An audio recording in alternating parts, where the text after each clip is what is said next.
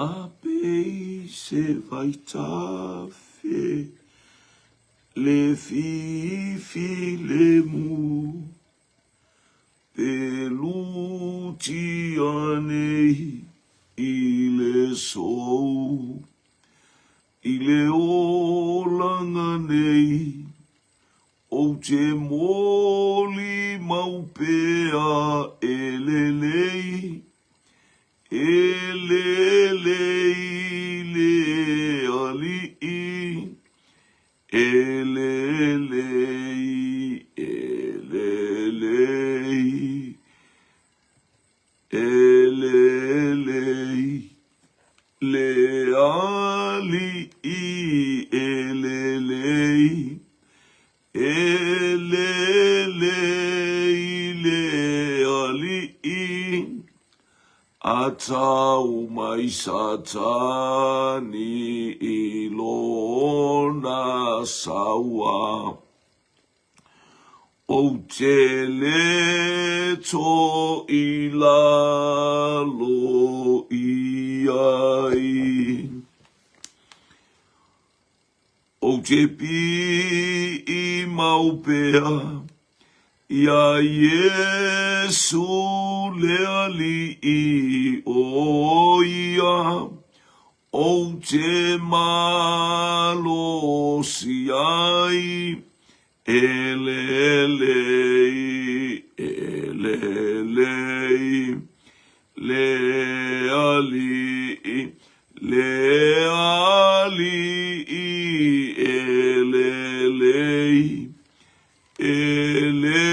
elelei le ali olona satauro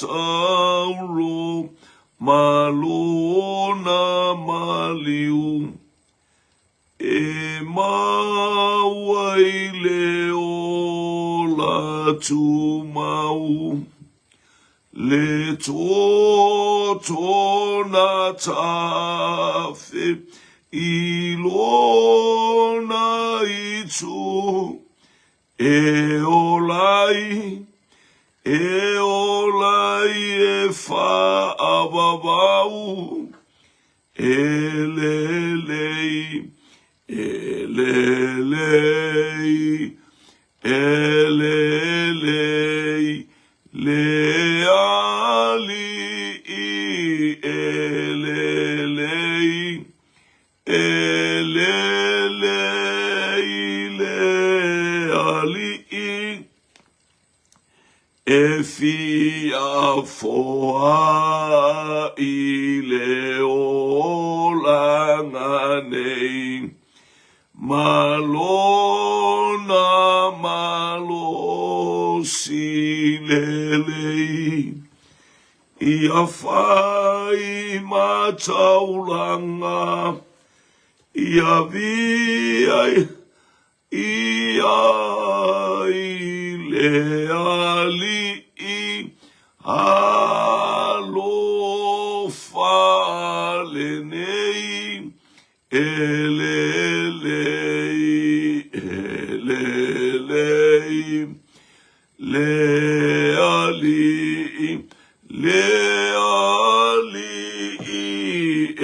elelei elelei le ali la eilava oile vi inga pale oile vi inga tu mauia te oelo lava vi inga neio oile whaavavau lava tama matou whaatai matou mawara nei tai au fou hallelujah tai au lo sapati le tai au manu malo le tai au e mana tua pea ke riso i lunga o le satauro hallelujah mea umana ia whaia le tongiona na ia saunia hallelujah na ia to e tu manu malo o le ata leo le manu malo matou te manu malo ai pea le suafa e sili suafa uma le ingoa hallelujah wa fasili ina e la wa fio le isi ingoa ile langi male la langi wa fo ina mai ile ola ma me uma wana o le suafa Yesu Keriso Mātou te avatu ai le loto whaafitai mo mātou tutu ai le nei taia o le suafa o Iesu Keriso. Hallelujah, mātou te vatu le whaafitai ma le whaanere enga ma le whaamanu i la ua fiona lautou singa ia te i mātou i le pō. Whaafitai te le laftai le mana le toto Iesu Keriso na sau mai.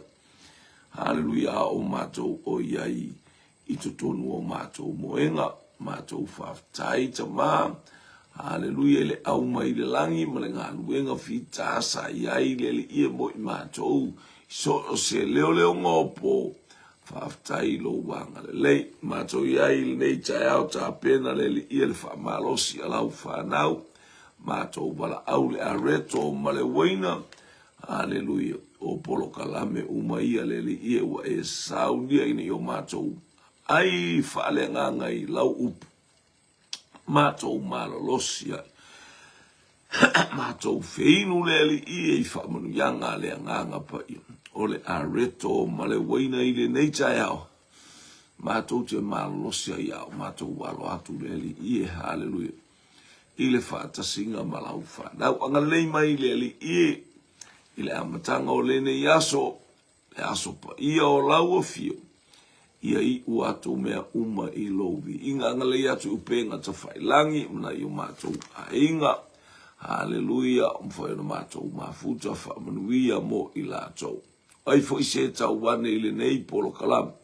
Ia abea whamalosi. Hallelujah, ia abea maareto, mātango fie mo ia. Ngā luenga awa olo. Ngā lueina ele nganga pa ia. Wina mai lo wa nganga pa ia tau tua lua mai mātou. Tau ina e whai mātou ma mea whai ngālu e ngā. E whai a pēr le mea e te whina ngālo ai ona o Iesu. Amene, amene. Praise God. Thank you, Jesus. Ia whatalo whananita e au mātango fie. Ina ua tātou mou mai le lofo ma le angare lei o le tātou tapa au o I le langi. Whatalo whatu ai. I le aingo le whatu tua. Ia mai se tātou tāpenanga awa. Hallelujah. Ia lene iaso I whaamanu yanga. Sautua whafafa. Hallelujah. I le matala I. Tāpena le nganga pa ia. Whamalosi mo I tātou. Ina ia tātou. Maua pēa le manuia. Hallelujah. Male o loa I le fale o le atua. Ia via le li. Whatalo whatu I le. Aingo le whato tua u whai ana bua meri tātou por kalame, whatalo whatu fo I le tātou whale walesi Global Kingdom, ele ngata fo I lea, hallelujah, sunga le whatonu, ma le whatua, ia, pāwtai mālo le usu, ia le li, ia, mana tua fo nei teimi whale walesi, ese o tautua ina, hallelujah, le mamalu o le whanau o le atua ma le aingo Keriso, Ile nei lava polo kalame I lea taimi ma lea taimi. Hallelujah. Ile whaamalosi. Ia ma le sasawino le pelu whaale nganga. E manu I ai mea uma vi ia le atua. Ia. O leo te I le. Hallelujah. Ile upua le atua. O le luas furu ma le balu tusi le au mai se fe au le tusia a luas furu ma le balu tusia teuto nome luas furu ma le balu. Praise God.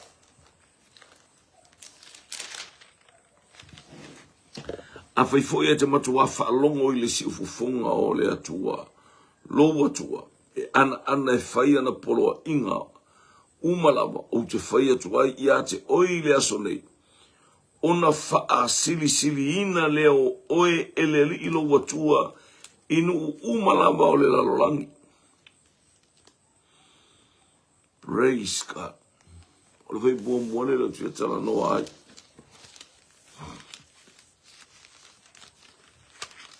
Ia tala noa ai lea fionga pa ia lea tua o le. Ia le leila u whaalongo. Ia le leila u whaalongo. Ia le tatou whaalongo. A whai foi e te matua whaalongo. Tua mai nei pokala meo tua e mai el nei tae ao. Ona o le whalongo le tangata pe ua. Mwhaiana e whalongo longo aua ele whaia.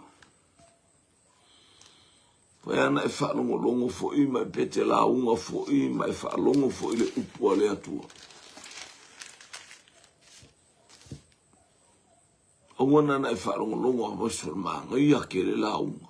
Maangai ake le aua ele whaia wa ele ola ina. E whalongo le whaupunga le atua. Hallelujah.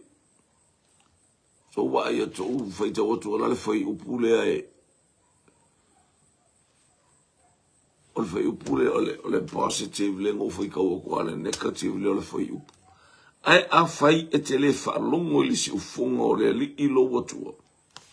E ana fai ana polo inga uma mana tu la fono o te fai atu ai ia te oi le aso nei. Ona maua mai lea e oi i nei malaia uma e o lava i ate oi. Maua malaia i long wha longo i le upua le atua. E te le o lai. E te malaia.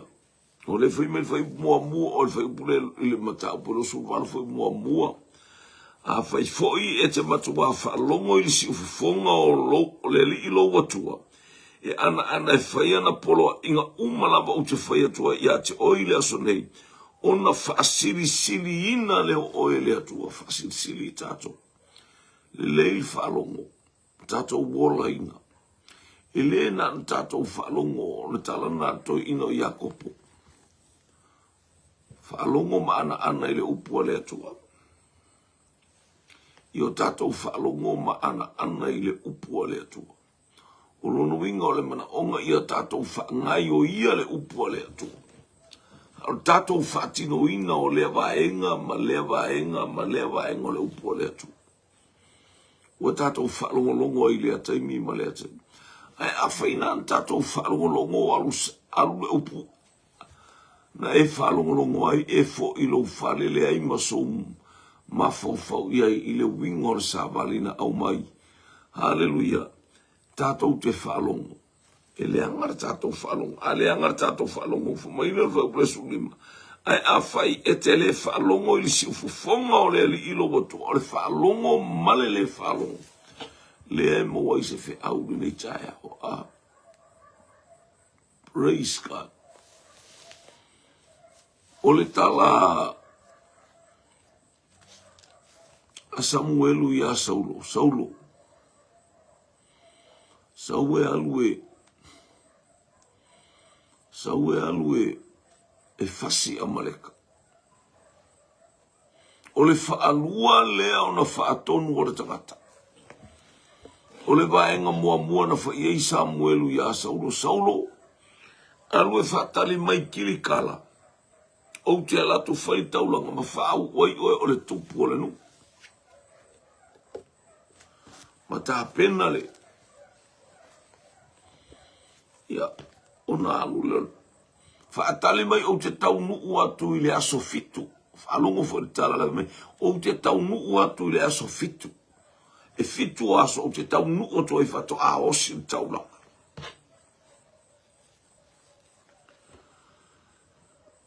E o mai le tofu fonga le. E o mai le tofu fonga le atua i ate i tātou. Hallelujah. Ina i o tātou wala o tātou matama. Pupula o tātou matama. I o tātou wa aile mea lefi na ngalo i le atua.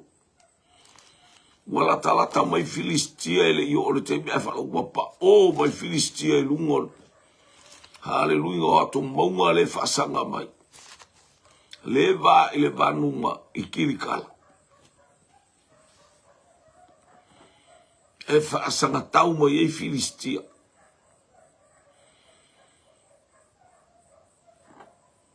Tasile aso. Lua aso. Tolu aso. Tolu e fitu aso. Whaalongo atu Saulo. Ua Saulo na tatanga seu sau fefe. Sau pala ai. E halana e pala ai e halana o fefe. Ona tate le ola ina. La tate i loa lele. lo ta fata mala malo ta ngasala ilo tatou wa male atua e ala ia na fionga o feta lai mai fai oe ma whamanu yanga i lea mea e kalesia ma lea ngā ruenga haleluia so se mea o tatou iai o oe o se whaamanu yanga haleluia aisa ele lei lau whalongo fitu aso. Tu lungar tamalo le lima. Aba aile spiritual falango. Ola. So le ua to tonu le vanu lea e. Atau lea tu maila atau le spiritual tu atu ia. Filistia i le spiritual. Aya. Le hangal falongo le tangata. O le aso ono watu ilunga tamalo sa wale. O le fitu aso le sau i Samuel. E sau Samuel ua nga pār taulanga o whai taulanga. Mana ia.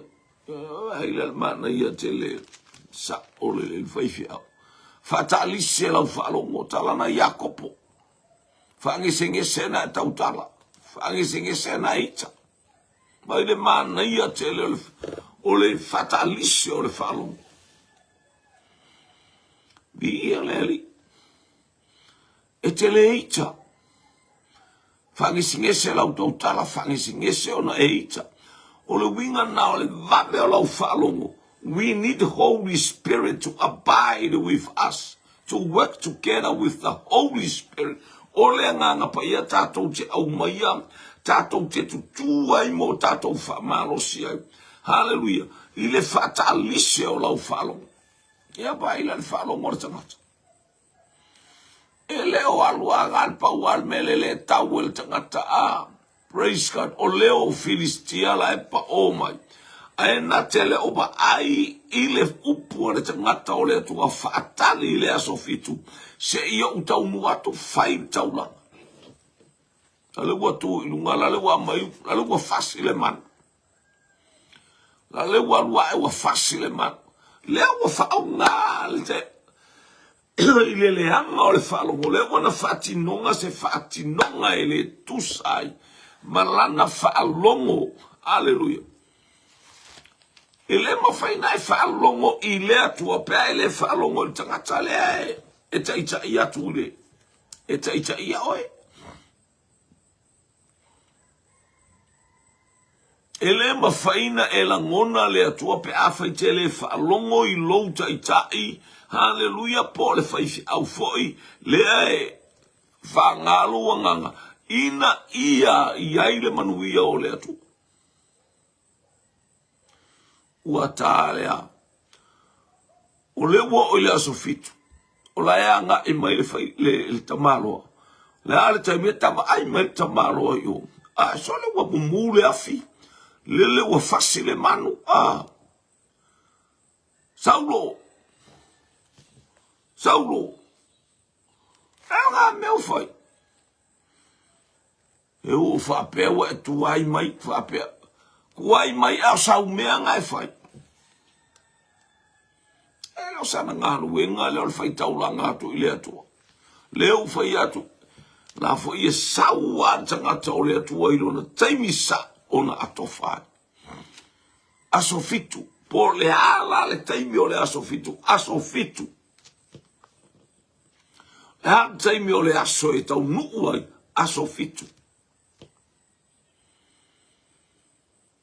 Na oe le whalongo i le upuno o whai atua i ate oi. Ioe malia lo fina ngalo. Le ukau whau. Le ua maua le usta i o le tangata o sau. Le anga le whalongo. Le ua toi tuli mai e le atua lana au onga toi whai i ai. Pe koe repeat e tangata se i test le whalongo. A whai e le anga lau whalongo. Whale tonu a mea umore. O le ngā luenga ma mea tātou te iai. E whailo tātou whaafia poto, e whailo tātou whaafia atama mai. E whailo tātou whaafia i loa. O lona winga o lo tātou sa ilia o lo tātou vi inga ua whai lo manao. Ai tuu le mea rau a mai e tauna fina ngalo ia ilea tua. Melo tu. O tu e wala au lea tu e Samuelu. Alu e tu e whai a sau. E tau le tau ia ua o te mina tau le tau ma Amaleka. Whātonu aua ne iai se mea whaalongo. Aua ne iai se tangata yola. Ta māti nāto I ina lo o matutua ta maiti o manu fufulu le ngurea. Le ngawa umana feta lai le atua ia mose mose. Whaamatala loto ia Yosua nuulea. Aua ne itula ele nuulea I lalolang. E whamaoni le atua. Mea uma ufa I atua I le atua. A ole mana o mias tangata I le leila na whaalongo. E mana o mias tangata o le leio lau whaalongo. Hallelujah, o le whaamanu ia inga le o le mea tātou te ia. A whai e whaalongo, a te mana o e whairo loto le ai whai I pēa le mea la. Pēti ngā pēle mana ia po le a o le upu le whamai e whai. Ia le utatou lo le tala masan. Tau man, lo ia ile atua le tau. Ua whaasao le tamaloa mā moe. O manu pepeti sa vavai. Ua whaasao mai ngoro na mawhauwho o le bete le o le tau. Ai ngalo ia te o le ino sia o le o ia. Ma le whao e seina, ma le ave seina ai sau whaalua na whai. Matua le whaalongo ara tangata. Samuelu o ala me I mai. Ala me I mai. Papena umale o langor tangata le whaalongo. E te arua te whaalongo tua I mai peor ta avale te whaalongo tua I po le paula whaalongo. Ke whaalongo kua ke langonga le ia I longo fol me lai whale kongo le awhila po le ase mea ua pupuru le suau po le arko inga me wapenga. Ke langonga le ia le I. Ke vai akwa le mumuma o mori o le. Ala e alua, ala e mumuma al mori a. Ala me I mai. Ia le atua. Le whaalongo re tangata. O le leu stai.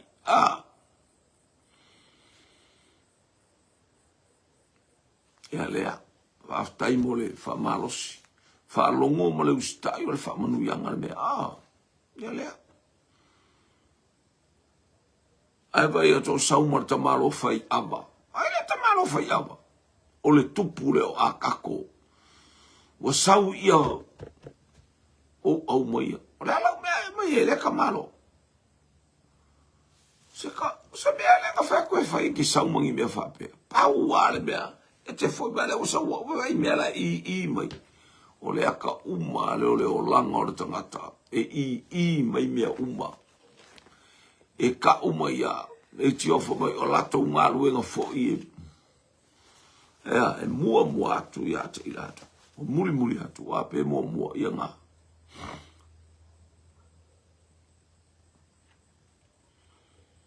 Anu e ngā uma a tātou e whai whafunga le atu e tātou mea la e whai e sira fia mai e le atu e mua I lumo le atu o le uska I ma le uska I whaalongo ma le. Le ana sa sae e se le malo, le na ave e se le malo e le atua. Matua al ino sia e le atua tangata.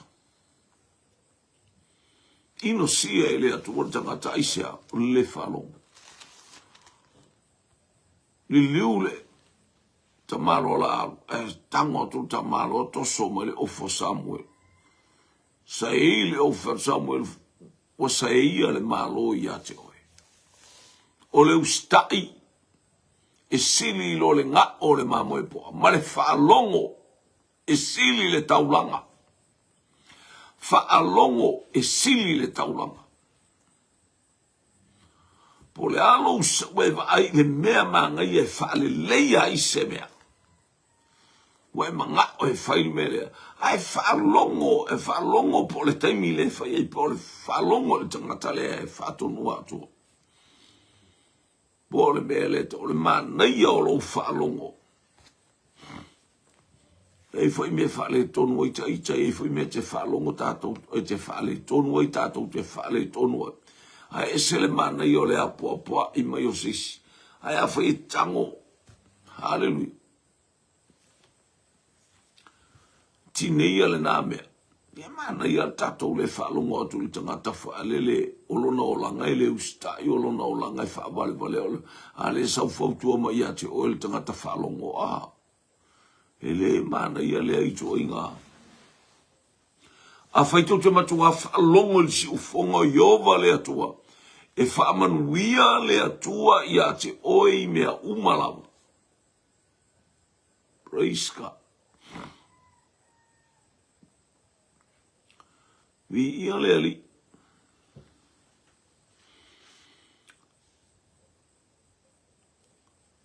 Le angal whaalongo. Sa sai ese le malo e le atua. Ave ese le atua le malo. Ne leipe ana ave ese stangata. Ana ave ese a Samueluia. A wala iei le atua. Hallelujah. I whaatonton folau atu le apostolo le mea. Aya. O sa ia le malo e le atua mai atua. O le whaalongo e sili le taulanga. Po le alau kaulanga ki sau i ke alo e whai. Ala ke whaalongo akula. Pena no whai atu i lau pau whaini mana au tata. Au whai aku e ko i lalo me whaini. E ese ale o langa o kalaboule wa ia e fia whaalongo longo i kaka. Ua whaalongo longo i tata whai e whani kalapu mo whale ia. Mo whaili te telefo whaili fo i leka mai. I arena ke kere la e ese arena ke kere ese ska mai whale lai whai ele lo.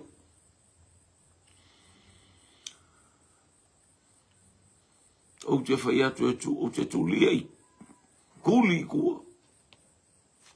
O ke kuli ai kua. E le au ma e le whalongo. Ala e saua marona poto whamai o le kaimile kaka whalongo pea i le whaifi au. Whawhena e lango nāri si ufonga o le ato pe a e le whalongo i le whaifi au. O le o langa e utia i le ke leo mea isa. Whawhia poko whapea oi po whea o soma i le ukia o i ke leo mea ngake ui. O lou le whalongo. O lo tātou le whalongo. Ia le ali. Praise God. Ia le whatato e whaonga atu. Au ka mai e kaka. Tuli. O tulia i kua male. Male tim. Sia ka mai a kari i alele. Alele ngā maa o i savai. Au vai mai le kaka kulmaku piang. Ia le sia kuri ese malti. De whalong. Praise God.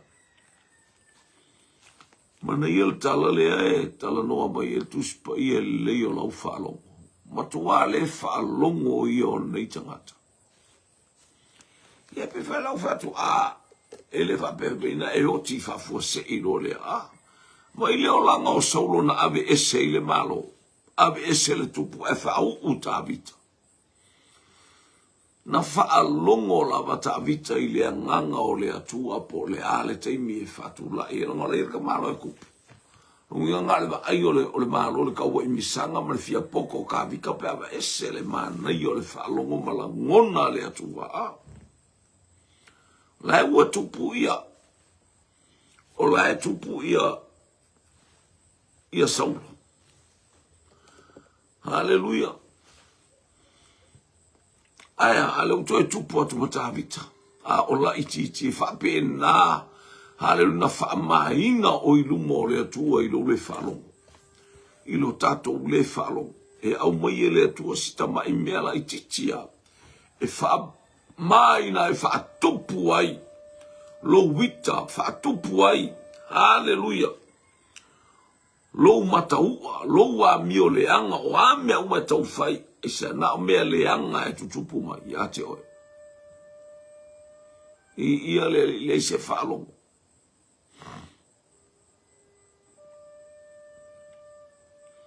So mai ia te oe le tala le ale atua le whai le mata o pure se furu walu.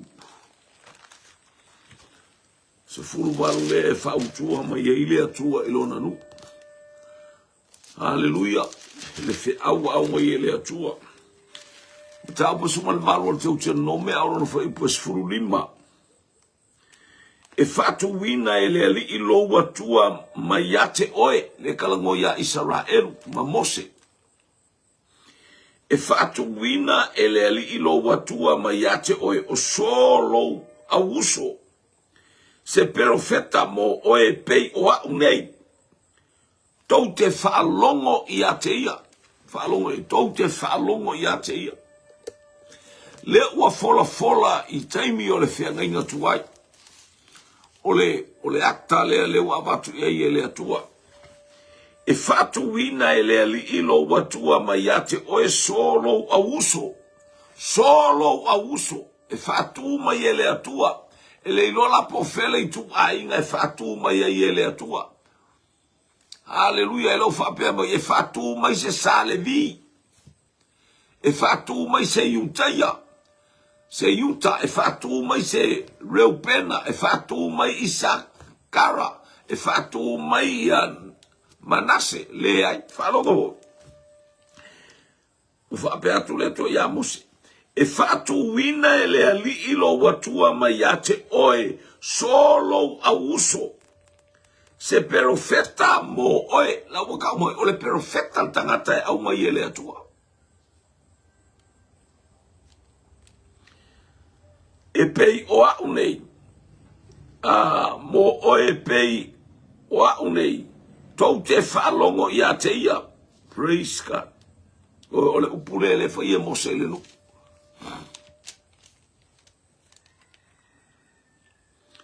E whalongo il profeta, whalongo il whaipule survaru. O te whatuina mo I la tou. Le waka wako le nguu a koa.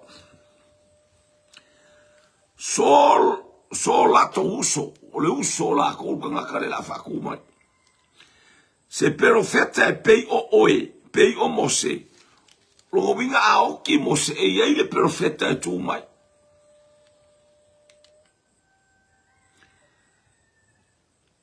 O te tu wina atu fo ia upu ilona ngutu.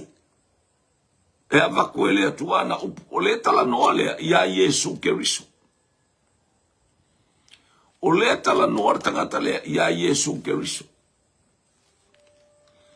O le leila lau whalongo ma lau whaitau le tuspaia.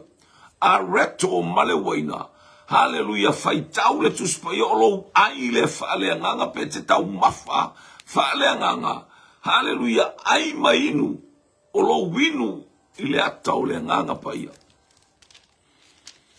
Hallelujah, e te malie ai. Ai na ole upu. Ke le malie pe ia oe ai fastalo, ai fasfa, ai ke le inu. Ke mo mia le vai, e di saol vai le mea ailang ole tuana ma le anga le mea walu le ngutu. E alu ia le mea ai, alu ia ona tango le vai e faalu le mea ai. E o fatasi ala le mea ai ma le vai. O ngā ruenga na fai ina alu totonu ngā ioi ai lea. Ile ti saule me ai alu ya la toto maua le toto lele e whape na fo ile upua le atua e le mawhaina ngā ioi to atasi na ole upua le atua na ole na fionga ai le aise mea e whasuusua o le atua na ia whaia le nganga pa ia whape na haleluia o na ngoto mai le upua le atua I to tonu ya te I tatou ai tatou te whalongo ina. Hallelujah le musu pui alii. Haleluia, ma le ngai oi mai o le nganga pa ia e whaalau tele, e tatala le afionga le atua, ina ia e mua i malamalama, ele i malamalama, ele awina atu istangata. Mua malamalama, mua malamalama oe, ele i awina atu le fe aua le atu. I ia le ali. Te valo umaris fulvalu, o te fatuina mo ila to o sola to uso. Se profeta e pei o oe, le kalango ia Mose. O te tuina tu fo ia upu ilo na ngutu. E fai atu fo ia te ia. Ia te ila to. O mea umalava o te fai atu ai ia te ia. O le tangata fo ia le whalongo ia upu. E fai atu ai e ia ilo wingoa. O au nei. O te tau i atu i a te whama. O te ngata e le whalongo. O te tau i atu i a te. O le tangata e le whalongo. O te tau i atu i a te. Ta ola i o i le whianga inga fau. Leo wala unga ta maloa o Stefano. Hallelujah.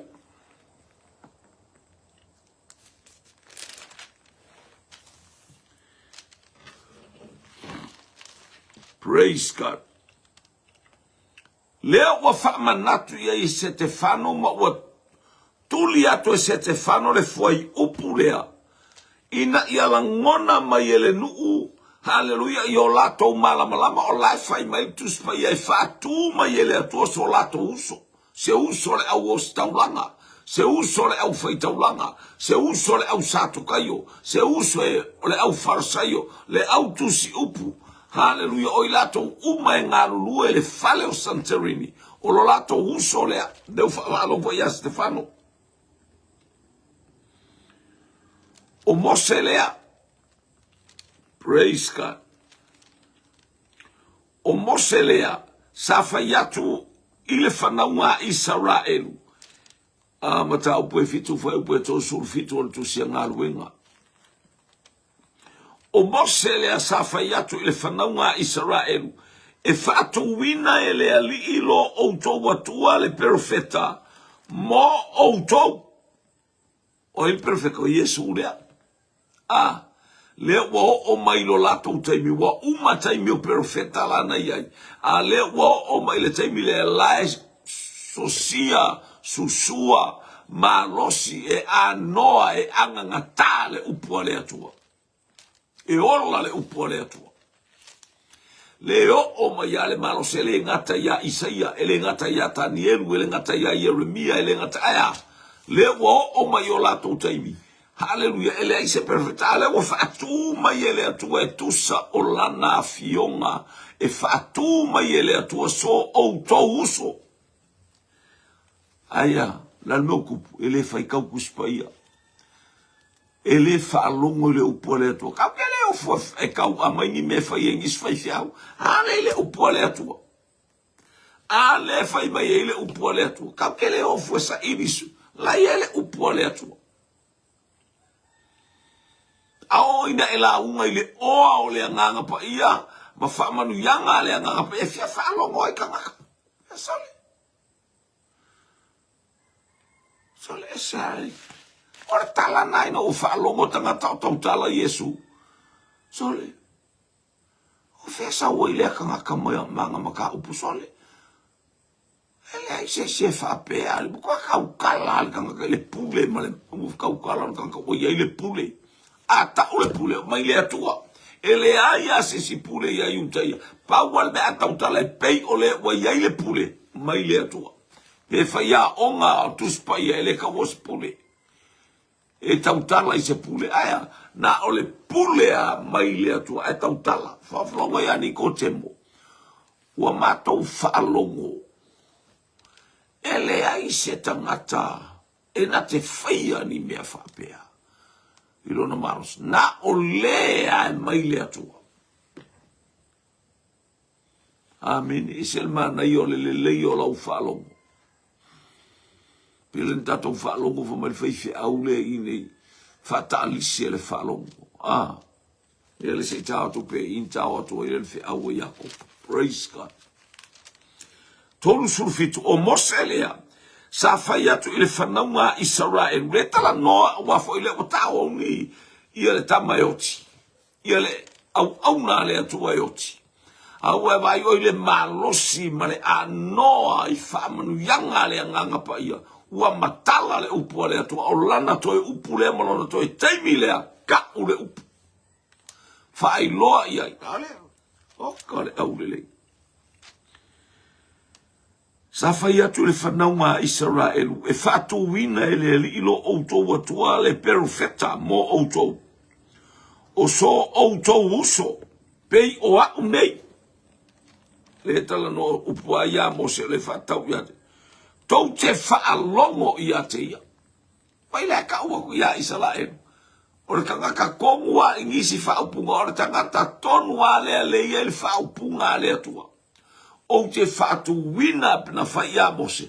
O te whatu wina mo outou so outou uso. Ia le usau le uso. Ala me wala inga kau whai whasio ki le uso. Ele whalongo I le awhionga le atua. Ele o whalongo I le awhionga le atua. Ele o sa ili le awhionga le atua. Ia lea, me le watu. Ua whalongo I le upu aia, ele I se whatalisi o le whalongo. E tau whapesole, ka ofi mai lau launga, ni ka ofi mai lau launga. Koe kau, ina lato ilo le o Yesu lea. Ai lea nga whai mai tala tuspa ia. Hallelujah. Ana se iloa le poto le lalolangi. O mea la whai au wharsai o malau o le poko le lalolangi. E mo io la le whameo la le ofa ko lako ofu pero wheka mo lako pe la uema. A o le poko le lalolangi la e poko I ele o poko mai le atu.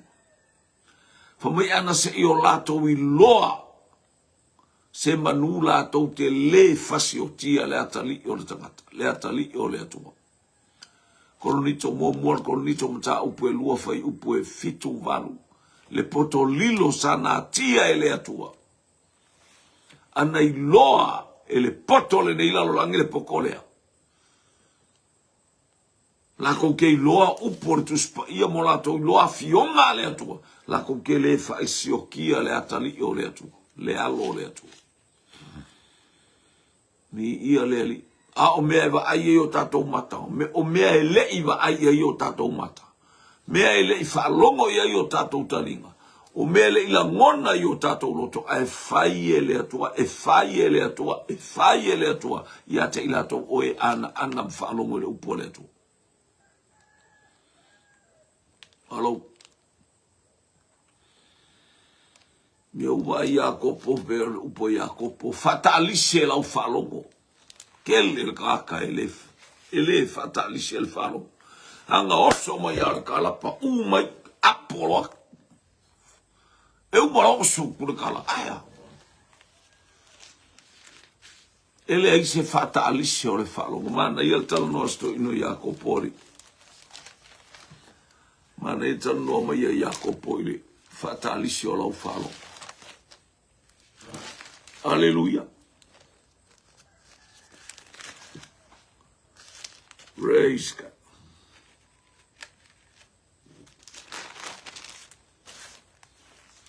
O le nei o usoe, o uso pele, ia taitasi le tangata fatalise o na whalongo. La le winga o le fatamave.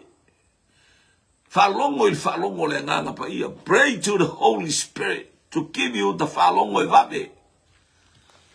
Fatalise o le whalongo. To give you the fatalise el whalongo. How fast you hear. Yoi. Praise God. Te sele mana i o le fatalise o le whalongo. Le ale bebes fatalise pe la o whalongo. Se ela ngona le mele au le vave. Tala noa.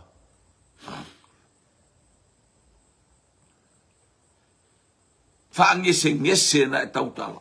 O le ngese peis lau tautala I lau whaalongo le na e whaalongo I le nganga pai. E peis lau tautala I le whaalongo na e la ngona ai. Mai le nganga pai a whata alise lau whaalongo ngese na e tautala ke le ika. O le whapea mai ngese na e ita. E ke le ika pe aho ina taita ina lau whaalongo I le nganga pai. E kenso le ika. Ai ita foi. Praise God, as taimi pe wa e lefia fia taimi mua woso malitala. Kai ai o e malau ko lua, kai ai o e malau whangau, kai ai lau e karesia, kai ai lau kwa māmalau ki ngapolea. Tu se ava noa I le nganga pa ia e tala noa mai. Whalongo longo I le nganga pa ia. Afa mai lo le nganga pa ia o lau taimi le a whaavabalo ia. Kai lavar ka ko ainga mai aku ua ioi ia ele ai ase sou ele malu ele ase sou wa ele o malu o me ai masangi ai ape ngai ai ke kala mo kwa kala ngol malu wale wa ka ua malu se sou ele malu le wa kule ioi e mai ja mai le whaalongo e whaonga le mea lai whai mai ai le nganga pai. Ni ia le ali, ele lei le atua sa mora watunu, la uo malo ainga, whata alise lau whaalongo. A whaitou te le whaalongo I le si ufofonga o le ri.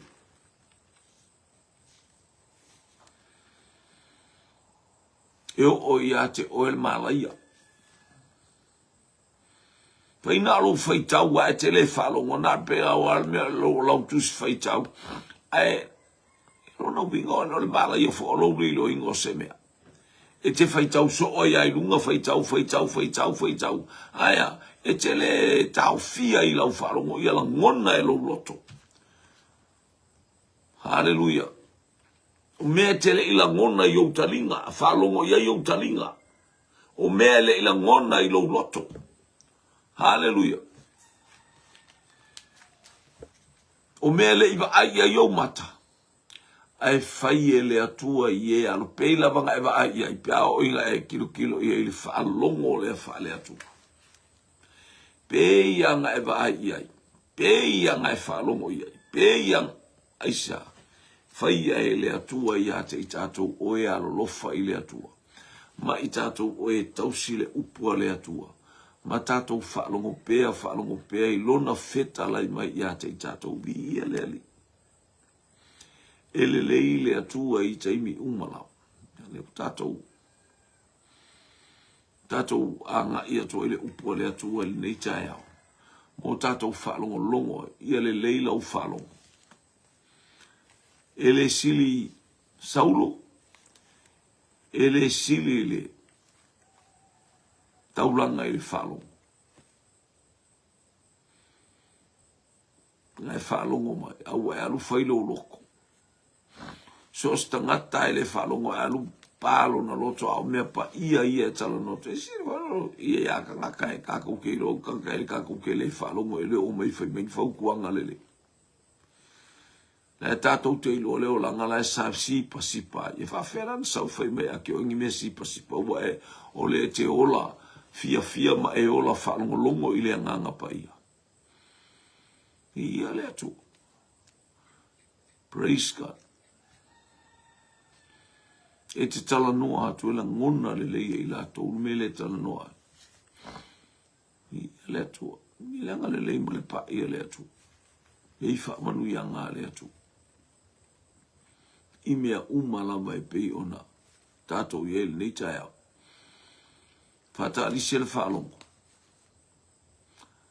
Whangese na tautala.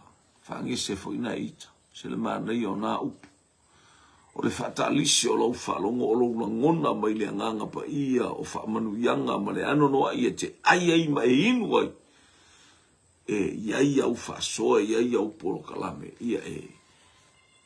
Au wāto tonu ngā ruenga ma mea umo I tonu fo o lau whale whai ngā ruenga. Ai o fo I tonu o. o ngā luenga le atua e sele mana ia. I te mi tātou te wawelu tātou wita, tātou uma ai e sele mana i tātou whalongolongo i le nganga o le ali. Ina ia fisoa soani mai. Angalele mai, pa i mai. I fui tangata o mai tau ai mai mea whaale tonu fai meni. Ki wai kia waso mai malea mea. Maa e paua. I ia le ali. Helanga wa oe o tangata o le nganga pa ia. Te whalongo i le nganga pa ia. O le nganga pa ia la, te whalongo i tangata fo e tutu mai ta i tātou puani mea pena. E sea fo ia la kou whaki ma mea la lau ke fuafuanga. E se le mana i e te whalongolongo pea o i le nganga pa ia. Se ia tau nuu i le mea lai fina ngano whangise ngese na e tau tala. E alulu ato e tau tatala uma mai mea uma. Hallelujah, pea no fo i atu. E sauma le whaafia poto e whaakula i mai mei kua la i mai a leolanga. La i mai al whaafia poko. La i mai al whaafia kamai. La i mai al fia iloa. La i mai al whaovi inga. Whangese na e. Whatalise lau whalong. Whamanuia i lea tua i hata oi. I el manuia o lea tua. A whaite matua whalong o le siu fonga i ova lea tua. E manuia mea umalawa. O hatu e lea tua. Praise God. Ie el manuia o lea tua le neita ea. Whamanuia atu lea tua moe. Au tatou ta pena foi mo le sapati e whamanuia lea tua i le sapati. Ia i lea ngale leima le pa i lea tua i mea umai watu mea umai le vi inga o lea tua le tama. Lea tua le alo, lea tua lea nganga pa ia ona o Yesu. Pa aftaita mai lau upu whamanuia i lou a inga le neita ea. Le upu a mātou whasoa i ua nao oe lava le li ie. Hallelujah. E te whatonu tonu folau mai a te i mātou mea umai ala i lou nganga pa i mani e lou fina ngalo pe awha e whale tonu le mātou whalongo. E le o whaawina le mātou whalongo le mātou te whalongo i le mātou poto mo le mātou ilo. Ma lia lou fina ngalo whamangalo mai la wauna e tau tala atu. Whamangalo mai au ta ngata whalongo longo mai mātou. Pe awha i ta māua. Le angale mātou whalongo. Whail mātou whalongo ma whalongo whawhia poto.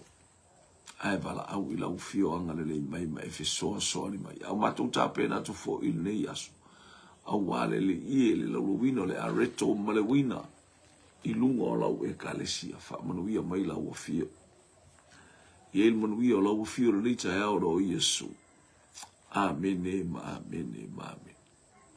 To God be the glory forever and ever. Amen. Manuia tauru mangor sapati.